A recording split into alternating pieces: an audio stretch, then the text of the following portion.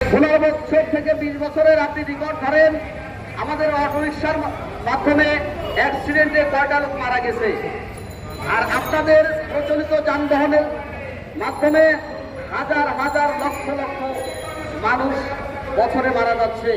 এই বিষয়ে কোনো মাথা ব্যথা নাই, কিন্তু 3 দিনের ভিতরে আপনি 48 লক্ষ 3 দিনের ভিতর আপনি 48 লক্ষ মানুষের রিজিকের উপরে হাত দিচ্ছেন। এটা কেমন সিদ্ধান্ত?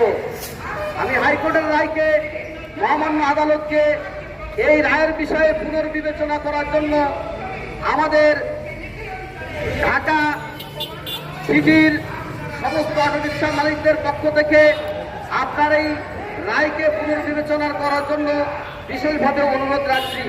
আপনারা বুড়া, প্রতিবন্ধী, মহিলা এই সমস্ত লোকজন এই সমস্ত লোকদেরই অটোরিকশা চালিয়ে তাদের জীবিকা নির্বাহ করছে।